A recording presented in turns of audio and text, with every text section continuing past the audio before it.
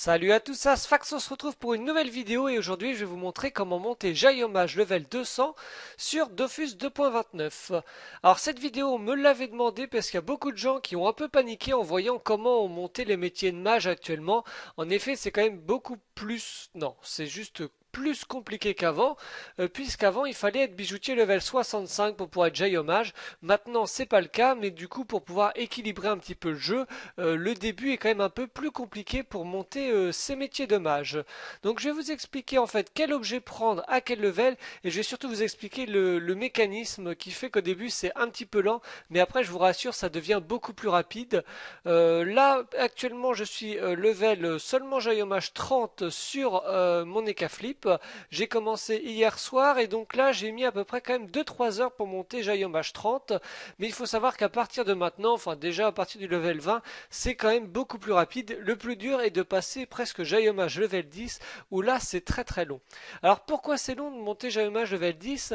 Puisqu'au début, quand on va faire nos objets, donc par exemple on va monter, hop, je vais vous montrer Jailhommage. Donc en premier, j'avais mis voilà le plus 1, c'était parfait, on pouvait alterner des runes âge avec des runes faux. Et d'ailleurs, ça va encore marcher normalement. Là, si on voit mon XP, je suis à 595. Si je fais hop une agilité, donc là j'ai un succès, donc je vais gagner de l'XP. Je suis à 594. Donc j'ai gagné seulement un point d'XP avec cet objet et cette rune.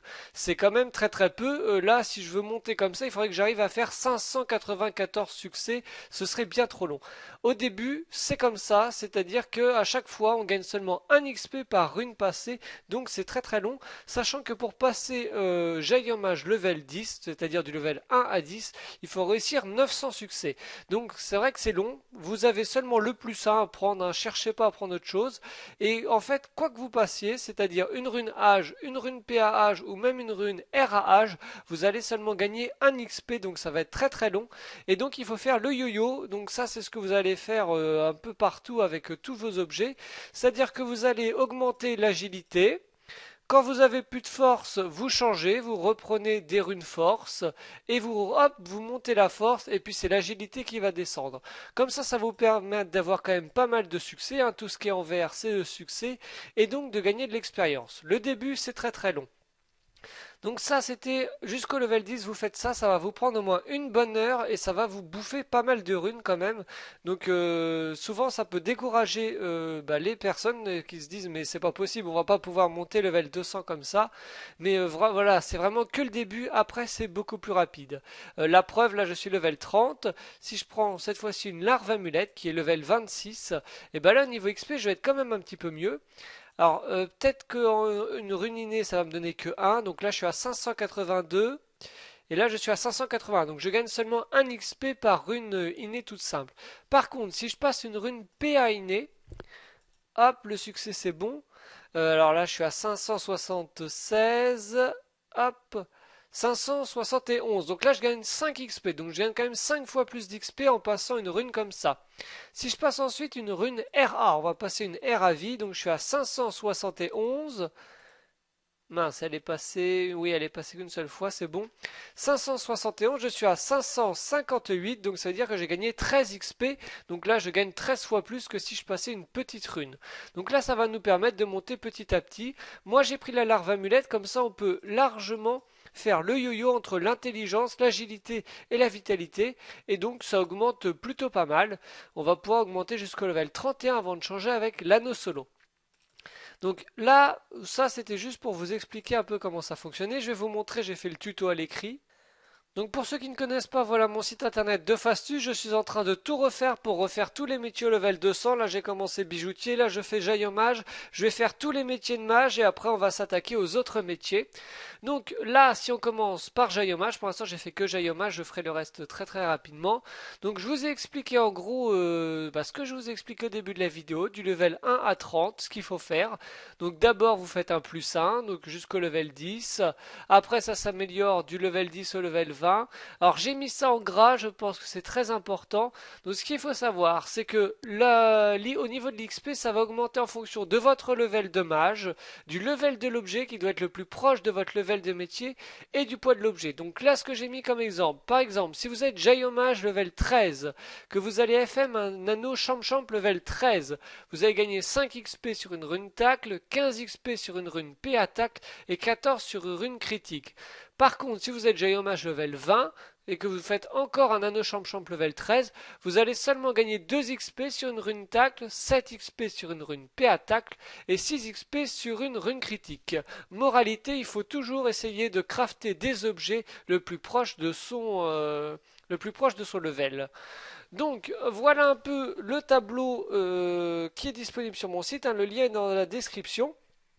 Vous avez tous les objets qu'il faut crafter, enfin qu'il faut FM petit à petit pour monter Jaillomage et les runes qu'il faut utiliser pour faire le yo-yo et donc gagner facilement de l'XP. Donc au début vous faites un petit +1, donc ça c'est facile. À partir du level 9 vous pouvez utiliser l'amulette de croquette où vous allez pouvoir alterner des runes chance et cri, donc critique. Ce que je vous conseille, alors on va la prendre, amulette de croquette, c'est d'augmenter donc la chance au maximum. Quand la chance est au maximum, vous passez des runes critiques. Comme ça va augmenter les coups critiques et ça va surtout faire descendre la chance. Et du coup, vous allez pouvoir remettre de la chance par derrière pour augmenter en XP. Et là, donc là, c'est du level 9, mais ça me permet d'XP quand même encore pas trop mal. Hop. Et puis c'est assez facile de faire le yo-yo avec ça. Donc voilà, hein, à chaque fois essayez toujours de bien bousiller les jets. À la limite, ce que je peux vous conseiller aussi, si on prend la larve amulette, vous voyez là, imaginons qu'elle soit bien montée, vous mettez une rune qui sert à rien, genre une R appui, ça va vous bouffer tout le jet et comme ça vous allez pouvoir vous amuser à la remonter en gagnant plein d'XP d'un coup. Voilà, là ça monte super facilement. Après on peut monter la vie, etc. etc. Donc si je reviens sur mon site internet, hop, donc amulette de croquette, anneau du champ qui est très très bien. Là vous allez XP assez rapidement avec celui-là. Vous allez pouvoir alterner des runes vie, critique et tacle. Donc par contre ça coûte assez cher, hein, mais ça permet de passer vite. Au level 19, l'amulette du chaffeur est très très bien. Donc vous pouvez passer des runes faux, chance et critique. La larve amulette au level 26, donc elle est entre guillemets un petit peu moins bien, mais elle va vous permettre de faire des économies, puisque là-dessus vous n'allez pas passer de runes critiques, vous allez seulement passer des runes PA vie, PA ini et PA âge, et du coup vous allez pouvoir monter 31 tranquillement en dépensant moins de Kama que si vous utilisez les runes critiques. Après le level 31 vous avez l'anneau solo qui est très très bien avec PA faux, PA âge et critique, donc là je vais passer level 31 et je vais vous montrer ça. Alors, me voilà Jaillomage 31, donc on va pouvoir passer à l'anneau solo. Donc l'anneau solo c'est de la force, de l'agilité et des coups critiques. Donc là c'est pareil, il faut augmenter les coups critiques pour baisser la force et l'agilité. Et ensuite pouvoir gagner plein d'XP en remettant des runes par derrière. Donc là je suis à 620 au niveau de l'XP. Si j'arrive à passer une rune critique, je passe à 589, donc on gagne quand même 31 XP par rune critique, donc c'est quand même énorme. On gagne 5% par rune passée en critique, donc ça c'est plutôt pas mal. Donc on va augmenter bien la critique au maximum à 5%. Donc là je suis à 527. Si je passe une rune âge normale, je suis à 524, donc je gagne 3 XP par rune toute simple, donc ça c'est pas trop mal. Ça doit être pareil pour la force, voilà. Donc là je suis à 521. Si je passe une rune PA faux, je suis à donc 9 XP par rune PA et une rune RA, donc 512. 512, et là c'est pas mal, je suis à 19 plus 12, 31 XP par rune RA, donc là ça permet quand même de monter super rapidement. Regardez, là je vais vous montrer, on va passer rapidement le métier au level 32, là vous voyez la barre d'expérience, ça défile, ça passe quand même super rapidement. Suffit d'alterner hop, force, agilité et coup critique quand ça baisse. À la limite, ce que je vous disais, vous faites passer des runes puis pour tout casser. Voilà. Là, comme ça, vous allez pouvoir remonter tranquillement les runes en coup critique. Hop. Les runes PAH. Là, j'ai plus de force, donc hop, rune force. pourquoi pas passer des RAH, et hop, level 32. Donc voilà, là c'est assez rapide, on peut alterner assez facilement. Donc là par contre on va gagner un tout petit peu moins d'XP normalement, je suis à 510, si je passe une rune critique, je gagne, tac tac tac, 510, ouais c'est encore pas trop mal. J'étais à 19 je crois XP si je me rappelle, là je suis à 18, donc voilà, c'est quand même encore très très bien, ça permet de monter très rapidement les levels. Donc voilà l'importance d'utiliser des grosses runes et des anneaux de votre level de mage. Donc si on prend la suite, je vous conseille l'escarano. Donc là, moi j'ai mis un vert, mais vous pouvez prendre n'importe quelle couleur, ça dépend des prix des runes.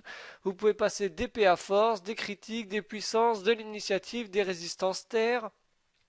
L'anneau d'indo qui est pas mal non plus puisque vous pouvez tout passer, des runes PAH, faux, inné, chance et sagesse. Donc là ça vous permet de pas trop perdre de kama et d'utiliser beaucoup de runes. Ensuite l'anneau Merta, après l'alliance Feudala, la feuille d'automne, l'anneau du dragon cochon, la bague mouteuse, l'anneau du morceau royal, l'anneau de Gutentag et l'anneau du colosso. Il faut savoir que tous les derniers trucs là, ce sont non seulement je les ai choisis parce qu'ils sont utiles pour monter rapidement, mais aussi parce qu'ils sont pas trop chers. Parce que si jamais vous dépensez des millions de kamas dans les objets, déjà que les runes coûtent assez cher, ça va être très très dur à monter. Donc là, ce sont souvent des objets genre là qui coûte 300 000 kamas, là ça coûte 200 000, 300 000, 100 000, 100 000. Lui je crois que c'est un petit peu plus genre 300 ou 400 000. Mais voilà, tout reste relativement abordable si vous voulez monter Mage. Donc voilà, si vous avez des questions, n'hésitez pas à les mettre en commentaire, je vous y répondrai. Parce que je sais qu'il y a beaucoup de gens qui se posent des questions sur Mage, et enfin sur les métiers de mage.